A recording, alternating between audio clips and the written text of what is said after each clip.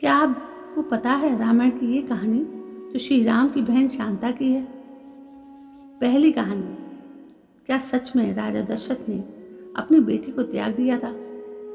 राजा दशरथ पुत्री शांता की कहानी। यह बात है त्रेता युग की। तब प्रभु श्री राम मनुष्य रूप में अवतरित नहीं हुए थे। उनके पिता राजा दशरथ अयोध्या में राज्य करते थे। महाराज दशरथ वेदों के ज्ञाता, दूरदर्शी, महान, तेजस्वी राजा थे। वे इक्ष्वाकु वंश के अतिरथी थे। अतिरथी वो योद्धा होते हैं जो एक साथ 10,000 महारथियों के साथ अकेले युद्ध करने में समर्थ होते हैं। राजा दशरथ के राज्य का वैभव एवं प्रतिष्ठा दूर दूर तक फैली थी। धर्म, अर्थ एवं सारी सुविधाओं से पूर्ण राज्य अयोध्या के नागरिक सुखपूर्वक अपना जीवन यापन करते थे। दूसरी कहानी है कौन थे अंगराजा रोमपाद। महाराज दशरथ के अनन्य मित्र थे अंग देश के राजा रोमपाद। महाराज दशरथ एवं अंगराज रोमपाद बाल्यकाल के मित्र थे।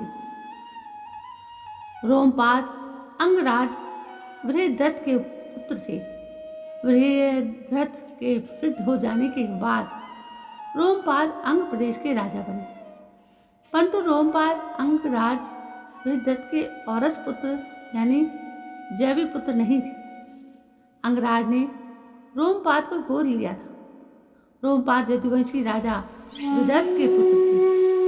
राजा विदर्भ एवं राजा वृहद्रथ अनन्य मित्र थे। राजा विदर्भ के अनेक पुत्र थे, परंतु अंगराज वृहद्रथ के एक भी नहीं थे। तब अंग देश के राजा वृहद्रथ ने राजा विदर्भ से उनके पुत्र रोमपाद को गोद ले लिया। इस तरह रोमपाद वृहद्रथ के दत्तक पुत्र हुए। तीसरी कहानी।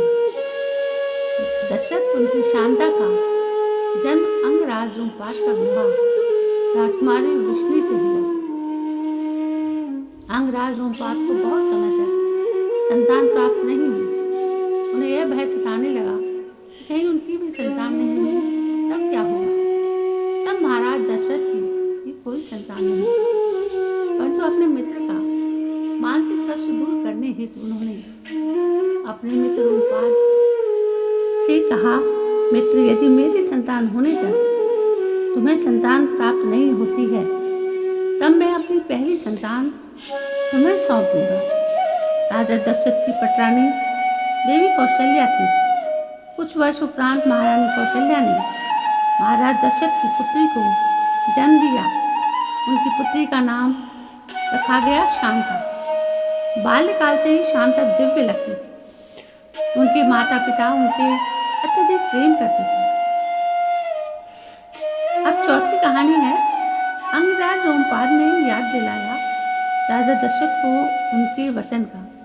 अंगराज रोमपाद को भी इस समाचार का पता चला। अंगराज रोमपाद अपने मित्र से मिलने चले आए। पहले रोमपाद ने बच्ची को आशीर्वाद एवं सपने भेंट दिया। कुछ पहर बाद उन्होंने महाराज दशरथ को उनकी कही बात याद दिलाई, साथ ही विनती की एवं संतानहीनता की व्यथा कही।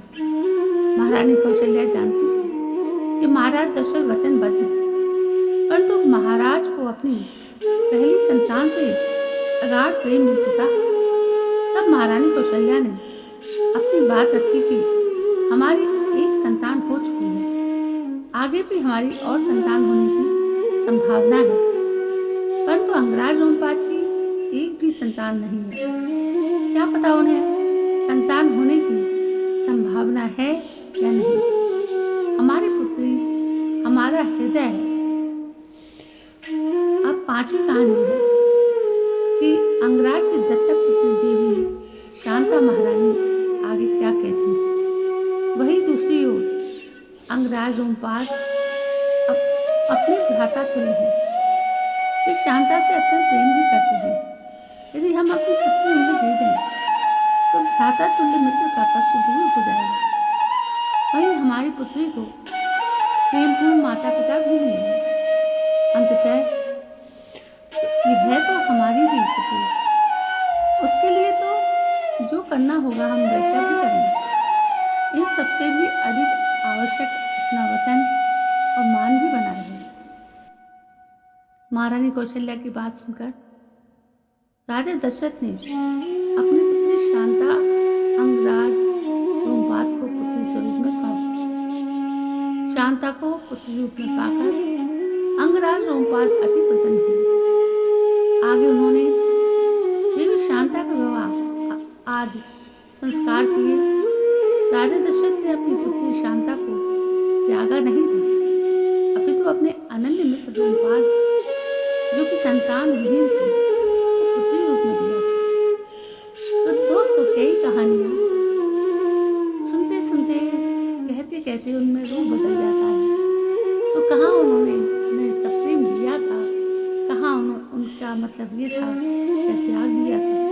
तो दोस्तों, आज ये बात स्पष्ट हो गई है कि देवी शांता जो श्री राम की बहन थी और दशरथ की पुत्री थी, वो सहर्ष अपने दूसरे माता पिता को सौंप दी गई। दोस्तों, ये कहानी कैसी है? कहानी यदि पसंद आई हो तो प्लीज़ मेरे चैनल को सब्सक्राइब करना ना भूलें। मैं फिर हाजिर होती हूँ।